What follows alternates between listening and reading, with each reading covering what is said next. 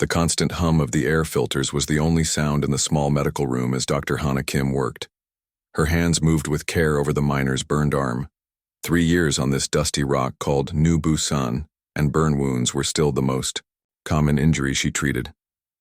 "Almost done, Mr. Lee," she said, her voice soft but clear. "The skin will be tender for a few days, but the new cells are taking well." The older man nodded. His weather-worn face relaxed despite the pain he must have felt. "Thank you, doctor. Don't know what we'd do without you out here."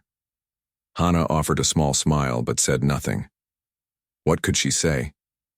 That before coming to this remote colony at the edge of space, she had been one of Earth's top brain surgeons? That she had once saved lives in the gleaming halls of Yonsei Medical Center, not in this converted cargo container with second-hand equipment? After finishing with the miner, Hana stood by the small window that looked out over New Busan.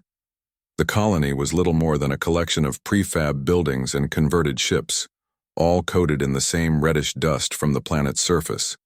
The Earth-like world had plenty of valuable minerals but little beauty. Still, 5,000 people called it home. Her assistant, June, entered the room with a cup of steaming tea. At 62, he had been a nurse on Earth before retiring to the colonies. When Hana arrived, he had volunteered to help at the clinic. "Drink," he said, placing the cup on her desk. "You've been working for 10 hours straight." "There's always more to do," Hana replied, but took the cup anyway. The warm liquid helped ease the tightness in her shoulders. "The supply ship is 3 days late," June said, checking their inventory of medicines. "We're running low on pain blockers and blood substitutes." Hana nodded. This was normal for the outer colonies.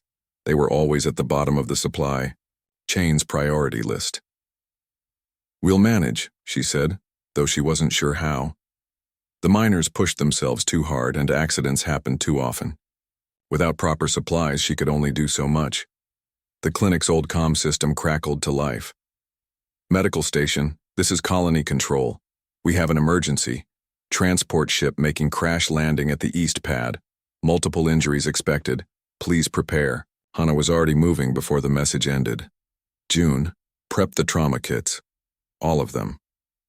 They worked quickly, setting up the clinic's 3 beds for emergency care. It wasn't much, but it was all New Busan had. 20 minutes later, the first patients arrived.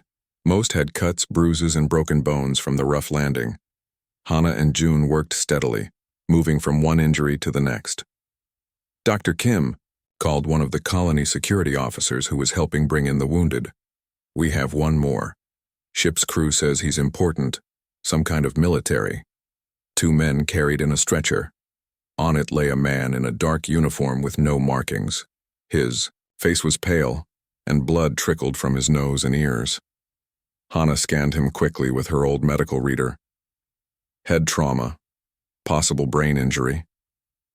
She looked closer at the scan results and frowned. There's something else, some kind of metal in his brain. An implant? The security officer shrugged. The ship's captain wouldn't say much. Just that this guy is high priority. Hana ignored him and focused on the patient. The man was young, maybe 30, with short black hair and strong features. His vital signs were weak but stable. "Get him to the main bed," she ordered. "June, I need the neural scanner." As June brought the scanner, Hana carefully examined the unconscious man's head. There was a small scar behind his right ear, nearly invisible unless you knew what to look for. She had seen similar scars before, on special operatives who came through Yonsei for classified procedures. The neural scanner confirmed her suspicions. This man had an advanced brain implant, far more complex than anything she had seen before, and it was malfunctioning, sending harmful electrical signals into his brain tissue. "He needs surgery," she told June. "Now." "With what equipment?" June asked, concern clear in his voice. "We barely have tools for basic procedures." Hana looked around the small clinic. He was right. This wasn't Yonsei with its advanced surgical robots and neural interfaces, but the man would die without help. "I'll use what we have," she said firmly. "Prep him for surgery." As they worked to get the patient ready, The clinic door slid open. A tall man in a crisp colony security uniform walked in.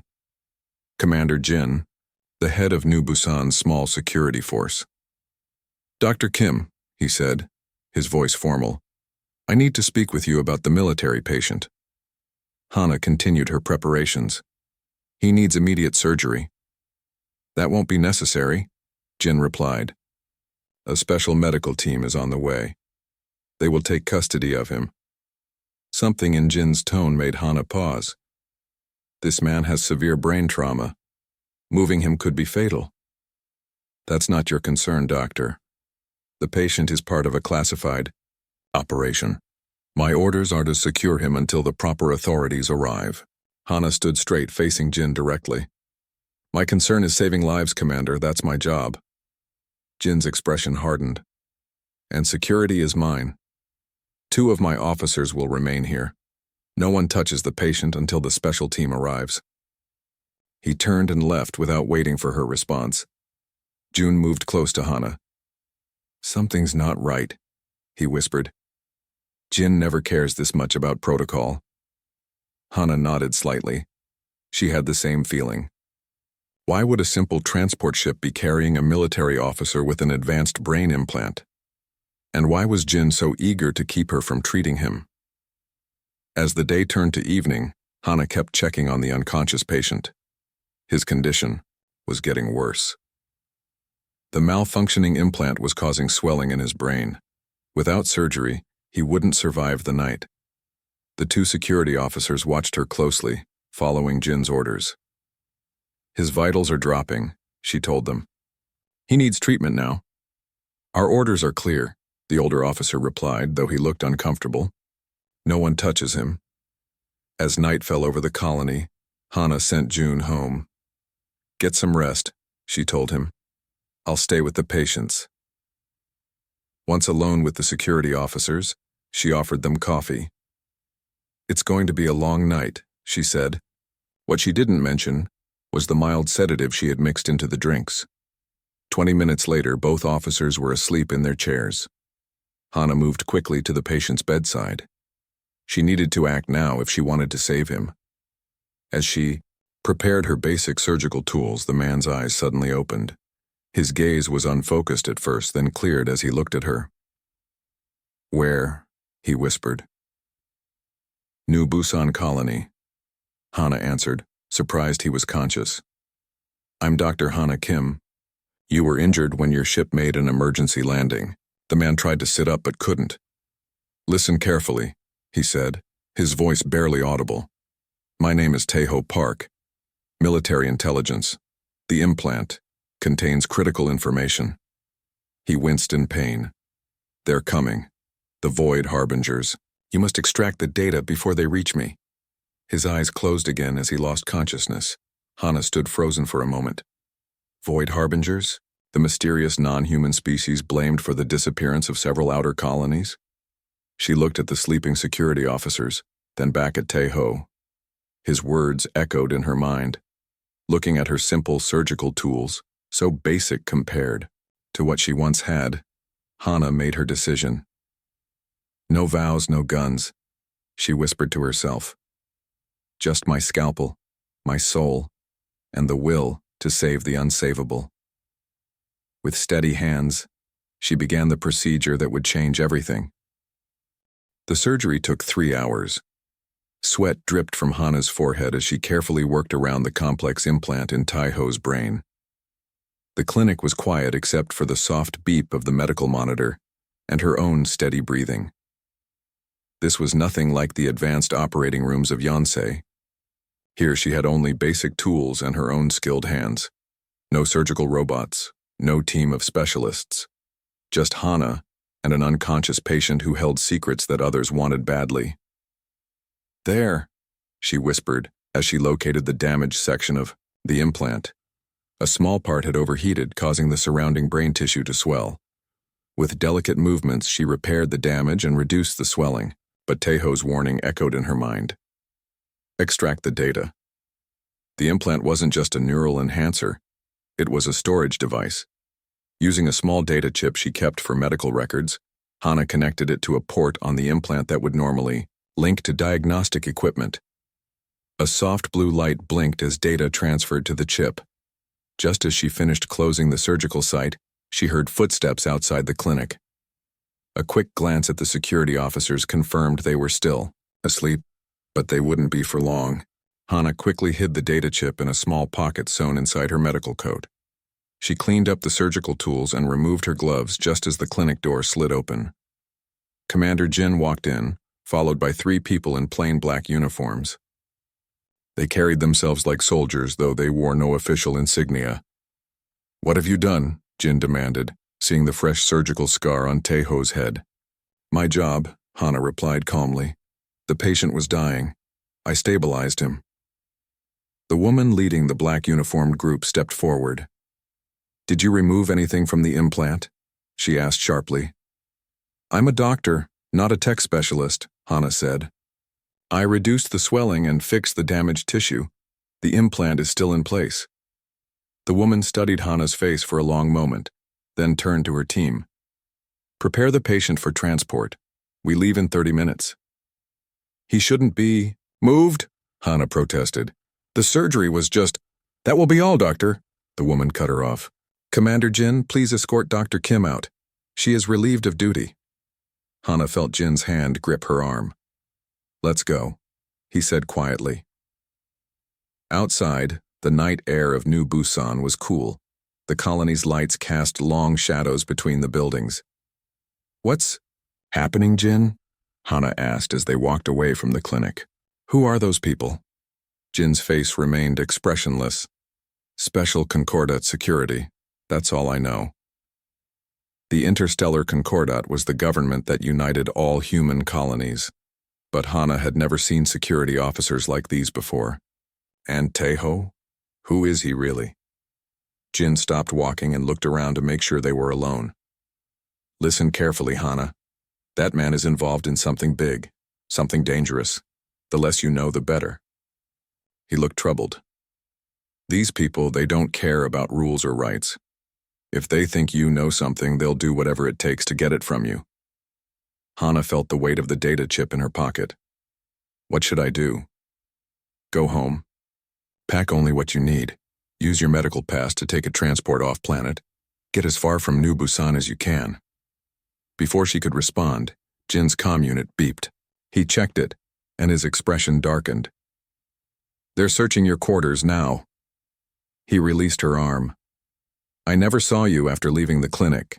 Understand?" Hana nodded. As Jin walked away, she realized she couldn't go home. She couldn't take a regular transport. They would be watching. She needed another way off-planet, and she couldn't leave Taeho behind. The colony's vehicle depot was poorly guarded. Most people on New Busan had nowhere to go, so theft wasn't common. Hana used her medical pass to enter, claiming she needed supplies for an emergency. The medical transport was small but had its own life support systems and enough fuel to reach the nearest space station. It was meant for evacuating critical patients. Tonight, that's exactly what it would do. Getting back to the clinic was harder. Security patrols had increased, and Hana had to hide several times to avoid being seen. When she finally reached the clinic's back entrance, she found June waiting. "I knew you'd come back," he said. His old eyes looked sad. "You're planning something foolish, aren't you?" "I have to, June. They'll kill him." June handed her a bag. "Medical supplies, enough for a few weeks." He sighed. "I'm too old for adventures, but I can at least help you start one." Inside, the clinic was dimly lit. 2 guards stood outside the room where Taeho was being kept. Hana and June approached openly as if they belonged there. "Shift change," June told the guards. "Dr. Kim needs to check the patient before transport." One guard frowned. "We weren't told." "The woman in charge approved it," Hana said confidently. "We have 15 minutes."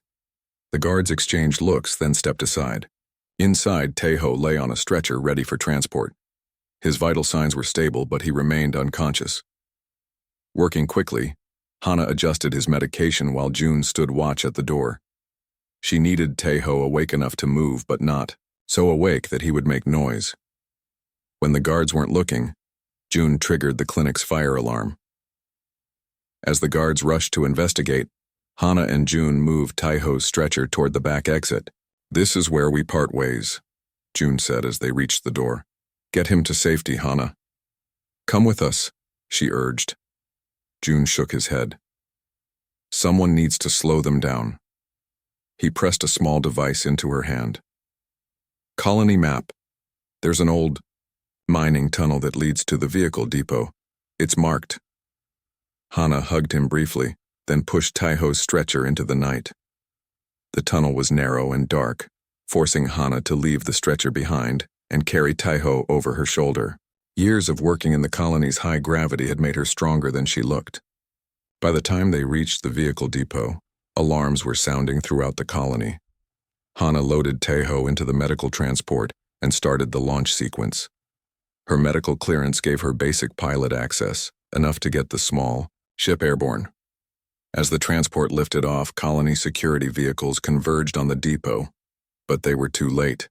The transport shot upward, breaking through New Busan's thin atmosphere into the darkness of space. Only then did Hana allow herself to breathe. She set the autopilot for a course away from the main shipping lanes and checked on Taiho. He was beginning to stir. "Where?" he mumbled, his eyes still closed. "We're in a medical transport," Hana told him. "We've left New Busan." His eyes opened slowly, focusing on her face. "The data? I have it," she assured him. "But I don't know where to go." Taiho tried to sit up but was still too weak. "Coordinates," he said. "In the implant data. Old research station. Safe." Hana connected the data chip to the transport's navigation system. Among the files was a set of coordinates to a location in the nearby asteroid belt. As she programmed the new course, Taiho spoke again, his voice clearer now. "Why did you help me?" he asked. "You don't know me. You've risked everything." Hana looked at the stars through the viewport. Her old life was behind her now. Whatever came next would be something entirely new. "Because saving lives is what I do," she said simply. Even when they're supposed to be unsavable, the transport's engines hummed as it changed course, heading deeper into the black void of space. Behind them, New Busan grew smaller, and ahead lay only questions and danger. And somewhere out there were the mysterious void harbingers, coming for the secrets in Taiho's mind. The research station hung silent in space, a dark shape against the backdrop of distant stars. Once it had been a busy place where scientists studied the asteroid belt. Now it drifted empty, forgotten by the Concordat after the funding ran out 5 years ago. "Are you sure this is safe?" Hana asked as she guided their small medical transport toward the station. The ship's sensors showed no signs of life or power.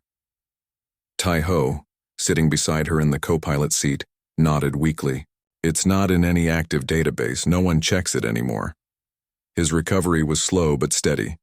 3 days of rest had helped, but he still needed time to heal completely. Hana docked their ship with practiced care. After securing the airlock, they entered the station. Emergency lights flickered on automatically, powered by old backup systems. The air was stale but breathable.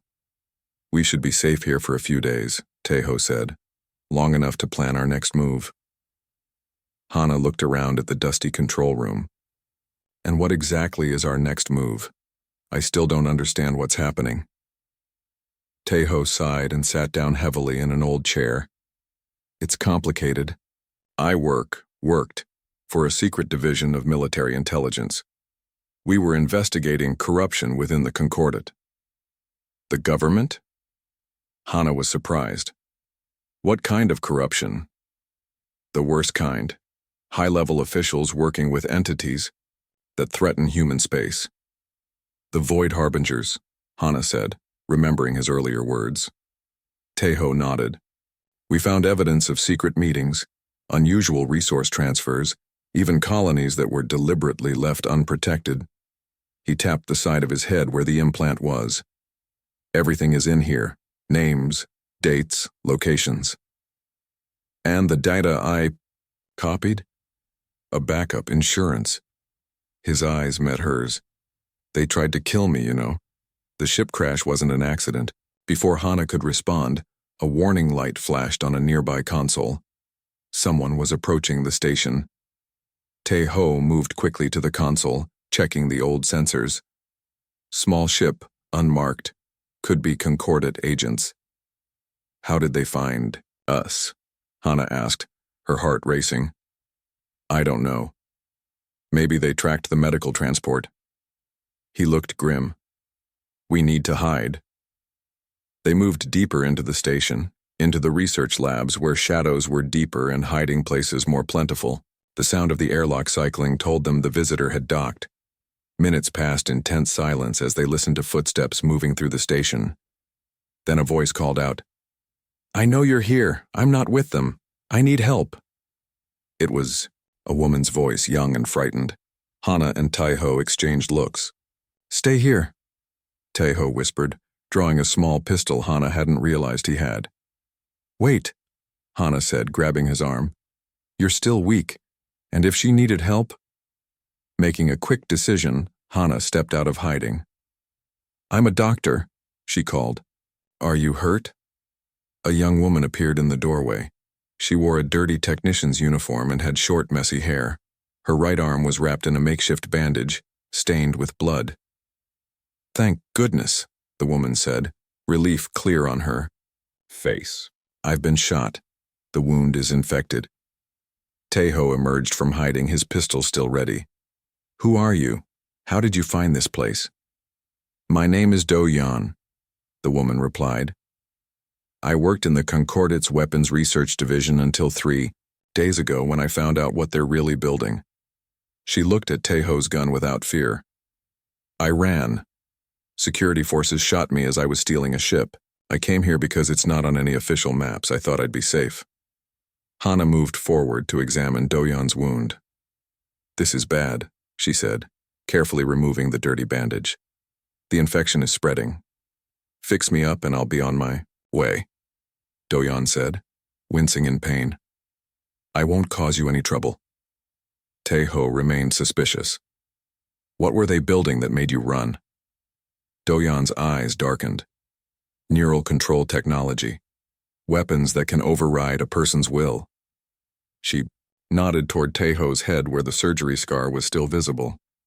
Like that thing in your head, but much worse. Hana looked up sharply from examining the wound. How do you know about his implant? Because I helped develop the technology, Do-yeon admitted.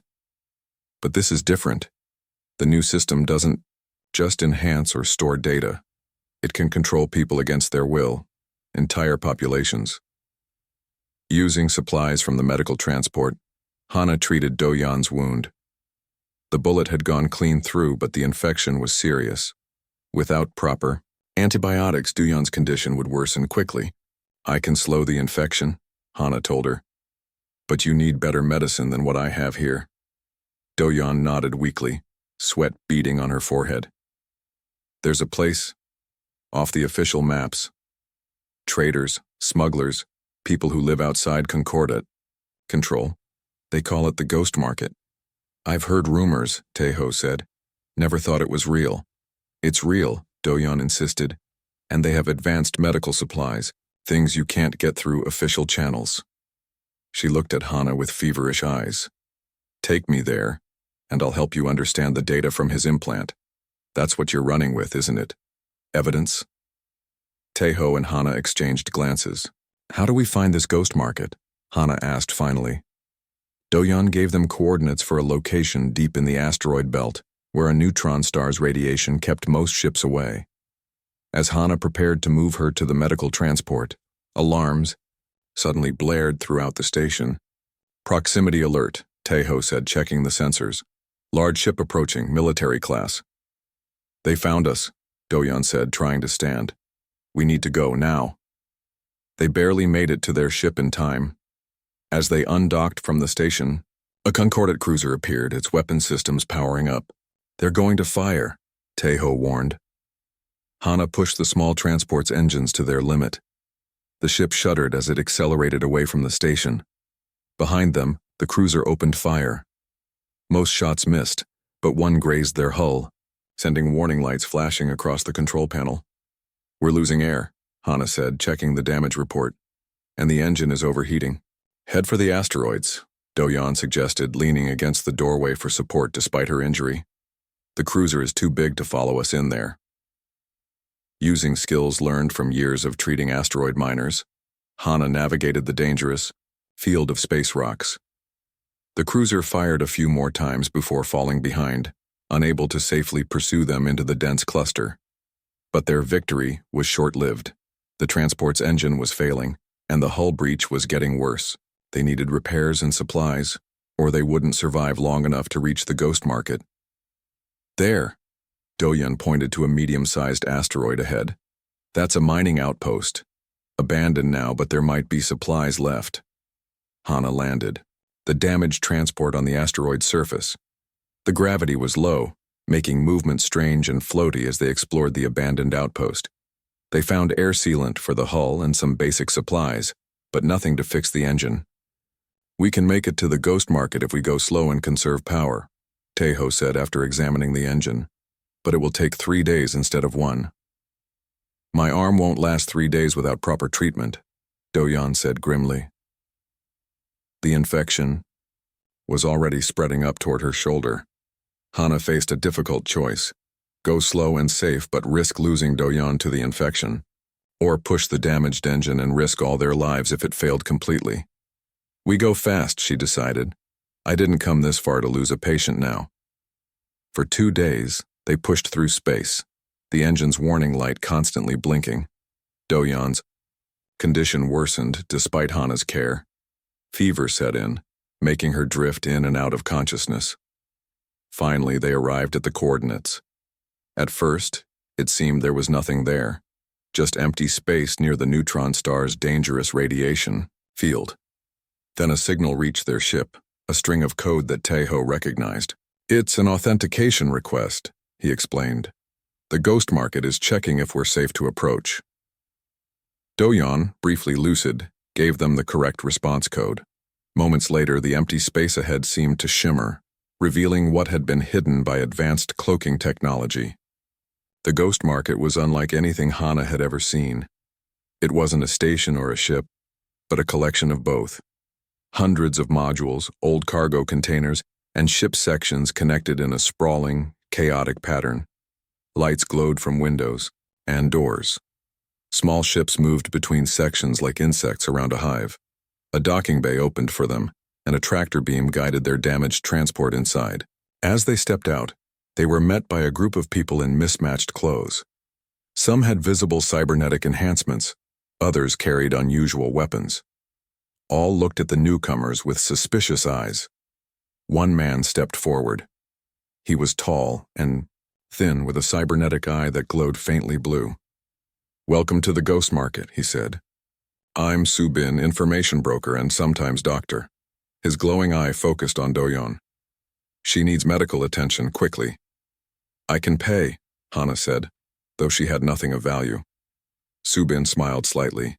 "In the ghost market, we don't deal in concordate currency. We trade in skills, information, and favors." He looked at Hana with interest.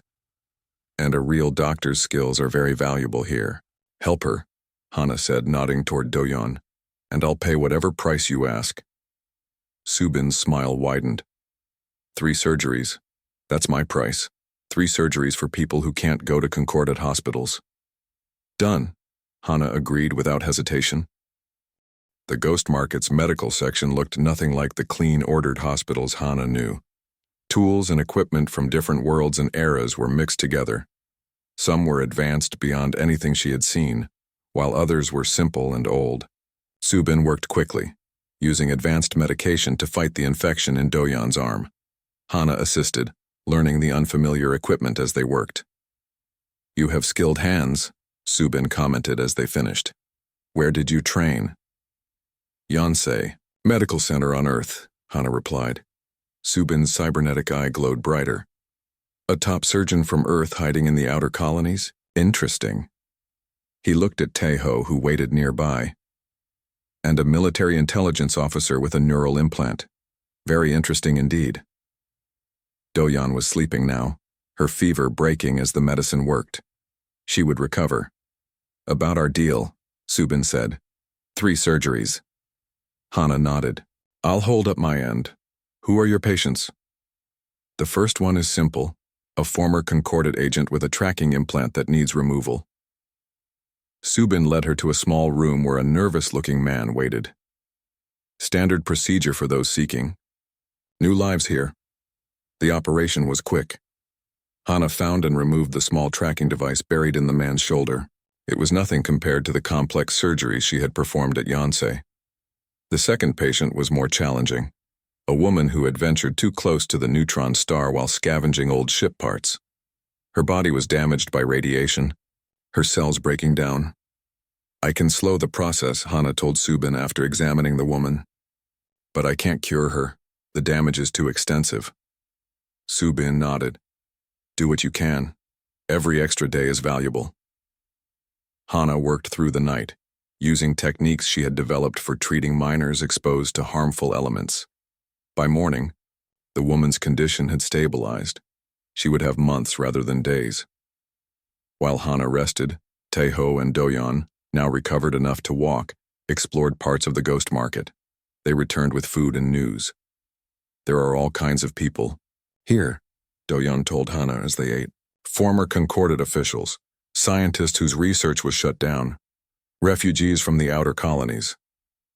And rumors, Taeho added. People talking about strange ships at the edges of human space, ships that don't match any known design. Void. Harbingers? Hana asked. Maybe, or something else. Taeho looked troubled. There's more happening than my unit knew. Subin came for Hana later that day. Time for your 3rd surgery, he said. This one is special. He led her to a secure section of the market, one that required multiple identity checks to enter. The patient waiting inside was unlike anything Hana had seen before. It wasn't human. The being lay unconscious on a medical bed, its body slender, with gray-blue skin that seemed to shift color slightly as it breathed. Its head was larger than a human's, with no hair and features that were almost human-like but not quite. What is this? Hana whispered, both afraid and fascinated. One of the so-called void harbingers, Subin replied calmly. Although that's not what they call themselves. Hana stepped back. You want me to operate on an alien? The same species that's attacking our colonies? Subin's expression hardened. Is that what they told you? That these beings are attacking humans? He gestured to the unconscious alien. This one was captured during a raid on a Concordat research vessel, a vessel conducting experiments on members of its species. I don't understand, Hana said. Neither do I entirely, but I know this being is suffering. Subin pointed to scanning images displayed nearby. Its neural pathways are degrading, dying. From what we can tell, it's the result of experiments performed by Concordat scientists. Hana studied the scans. The alien's brain structure was different from a human's, but she could see the damage. It reminded her of certain brain injuries she had treated at Yonsei. What do you want me to do? Save it, Subin said simply. You developed neural grafting techniques that were banned by the Concordat Medical Council, correct? Techniques that could repair damaged neural pathways? Hana was shocked. How do you know about that? Information is currency here. I know about your controversial surgery 5 years ago. The one that saved a patient deemed unsavable using methods the council had forbidden. The memory was still painful. A young woman with severe brain damage after an accident. The standard procedures had failed. Hana had used experimental neural grafting techniques to save her, but the medical council had condemned her methods as dangerous and untested. I can't just apply human techniques to an alien brain, Hana protested. No, Subin agreed. But you can adapt them. You have the skill. He looked at her intently. This is my real price, doctor, not the other surgeries. Those were simple. This is what I truly want from you. Hana looked at the alien again. Enemy or not, it was suffering, and she had sworn to heal. I'll need time to study its neural structure, she said. And proper equipment, Subin smiled. You'll have both. For 3 days, Hana worked. She studied the alien's brain, comparing it to human structures, finding similarities and differences. She adapted her neural grafting techniques, testing small procedures before attempting anything major. Taeho and Do-yeon helped, using their knowledge of concordant technology to interface with the alien's neural systems. Together, they developed a procedure that might work. On the 4th day, Hana began the surgery. It was the most difficult operation of her career. The alien's neural pathways were both familiar and strange, requiring her to adjust her techniques constantly as she worked. Hours passed as Hana carefully repaired the damaged areas. At one point, something unexpected happened. As she connected to a particular neural cluster, Hana felt a strange sensation. Images flashed in her mind. Stars seen from unfamiliar angles, ships moving through vast darkness, faces, not human, but like the patient's, filled with fear. These weren't her memories. They were the aliens. When the surgery finally ended, Hana was exhausted but satisfied. The procedure had worked. The alien's neural pathways were stabilizing. The degradation stopped. Now we wait, Subin said as they monitored the patient's recovery. 2 days later, the alien woke up. Its large eyes opened, revealing pupils that shifted color like its skin. It looked around the room, finally focusing on Hana. Then it spoke. Not with words, but directly into her mind. Thank you, healer. Hana gasped, stepping back. Do not be afraid, the voice continued in her thoughts. This connection is temporary, a result of your procedure. You can understand me? Hana asked aloud. Yes. Your neural patterns touched mine during healing. A bridge was formed. Subin watched with fascination. It's communicating with you? Hana nodded. Telepathically. She addressed the alien again. What is your name? The alien made a soft humming sound. My kind do not use names as you do, but from your memories I will choose one you can use. It paused. Call me Nari. I see this name has meaning to you. Hana felt a chill. Nari had been her grandmother's name. Your kind calls us void harbingers, Nari continued. But we are refugees, not invaders. We flee from something worse that follows us from deep space. Then why are colonies disappearing? Taeho asked, sensing that Nari could hear him too. Why attack humans? We do not attack. Nari's mental voice held sadness. Your leaders use us, experiment on us, and blame us for their own actions. Before they could ask more questions, alarms blared throughout the ghost market. Subin rushed to a communication panel. Concordant warships, he reported, his face grim. At least 3. They found us. The market erupted into activity as people rushed to escape. Those with ships prepared to flee. Others moved deeper into the market's hidden sections. We need to go, Do-yeon said, but our transport is dead. Subin pointed to a small ship, docked nearby. Take mine. It's fast and has good shields. You're not coming? Hana asked. The market needs its doctor. Subin handed Taeho a data chip. Coordinates to a secure communication relay. If you want the truth to be known, get your evidence there. As they prepared to leave, Hana looked at Nari. What about you? I will come with you, Nari replied. There is more you need to know, and I can help navigate. They boarded Subin's ship just as the first concordant vessels began boarding the market. The small ship slipped away, using the neutron star's radiation field for cover. Once clear, Nari guided them to enter coordinates, into the navigation system. Coordinates different from those Subin had provided. Where are we going? Hana asked. To the source, Nari replied. To where it all began, the place your people call Ascension. The ship jumped to faster-than-light travel, leaving the ghost market behind. As stars streaked past the viewport, Hana wondered what truths waited at their destination and what price they would pay to learn them. Behind them, the ghost market scattered like dust in a storm, its people fleeing in all directions. And 3 concordant warships changed course to follow the small ship carrying secrets that could change everything. Ascension wasn't a planet or a moon, but a massive research facility hidden within the atmosphere of a gas giant. Its outer layers shifted with the same colors as the planet around it, making it nearly invisible to normal sensors. "How do we get inside?" Do-yeon asked as their small ship approached the hidden station. "The security will be extreme. I can guide you to a maintenance entrance," Nari answered in their minds. The alien's mental voice had grown stronger as they traveled. "My kind can sense the energy patterns of your technology." Taeho studied the data they had gathered. "According to the files from my implant, this facility is called Project Ascension. It's where they're developing the neural control technology. And experimenting on Nari's people," Hana added. Do-yeon nodded grimly. "I worked on parts of this. Technology without knowing the full purpose. They told us it was for helping people with brain injuries."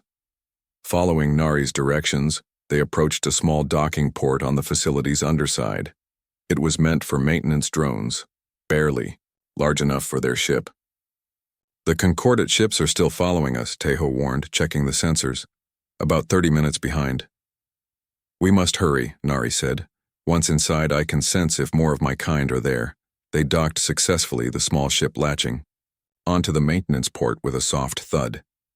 Emergency suits allowed them to move through the airless maintenance tunnel into the facility itself. Inside, Ascension was cold and clinical. The corridors were white and gray, with no decorations or personal touches. It felt like a hospital, but one without warmth or compassion. "Which way?" Hana asked. Nari's skin rippled with changing colors. "Down, the deepest levels. I sense pain. There." They moved carefully, avoiding security cameras and patrols. Do-yeon's knowledge of concordant facilities helped them navigate the maze-like structure. Taeho disabled security systems they couldn't avoid. As they descended, Hana noticed something strange. "There are hardly any people here. For a major research facility, it seems empty. Most of the work is probably automated," Do-yeon explained. "Less witnesses that way." On the lowest level, they found what they were looking for, a massive chamber filled with clear tubes, each containing a sleeping human. Hundreds of them connected to machines that monitored their brain activity. "Test subjects," Do-yeon whispered, horrified. "From the missing colonies." Nari moved to a control panel, placing long fingers on the surface. "They are alive, but their minds are trapped. The machines map their neural pathways, then test the control technology on them." "We need to free them," Hana said. "Not yet," Taeho warned. "First, we need evidence. Proof to show what's happening here." As they searched the chamber for data, terminals, a side door opened. A woman in a lab coat walked in, focused on a tablet in her hands. When she looked up and saw them, her eyes widened in shock. "Dr. Kim?" she gasped. Hana stared in disbelief. "Dr. Min? What are you doing here?" Dr. Min had been Hana's mentor at Yonsei, the same person who had publicly condemned her experimental neural grafting technique 5 years ago. "I could ask you the same," Dr. Min replied, recovering her composure. "This is a restricted facility. We know what's happening here," Hana said, gesturing to the tubes of sleeping colonists. "Human experimentation, neural control technology." Dr. Min sighed. "It's more complicated than that, Hana. We're advancing human potential, creating a unified consciousness." "By force? By kidnapping colonists?" Hana couldn't believe what she was hearing. "This is wrong, and you know it. Some sacrifices are necessary for progress." Dr. Min's eyes shifted to Nari. "I see you've met one of our test subjects. Fascinating species. Their telepathic abilities were the key to our breakthrough." Nari's skin darkened with emotion. "You took our children, experimented on them, made them suffer. They can't suffer if we control their pain responses," Dr. Min said coldly. She touched a device on her wrist. "Security will be here soon." You should have stayed in your exile, Hana. Taeho moved quickly, grabbing Dr. Min before she could call for more help. Where are the main control systems? The ones that run the neural network? The central chamber, Dr. Min answered, seeing no reason to hide it. But you'll never reach it. Admiral Wan is there now, preparing for the final test. Admiral Wan? Taeho looked concerned. The head of Concordate Security? The very same. Dr. Min smiled thinly. He recognized the potential of this technology. Years ago, Duyan had moved to a nearby terminal, downloading data. I've got the research files and test results, enough to prove what they've been doing. An alarm suddenly blared throughout the facility.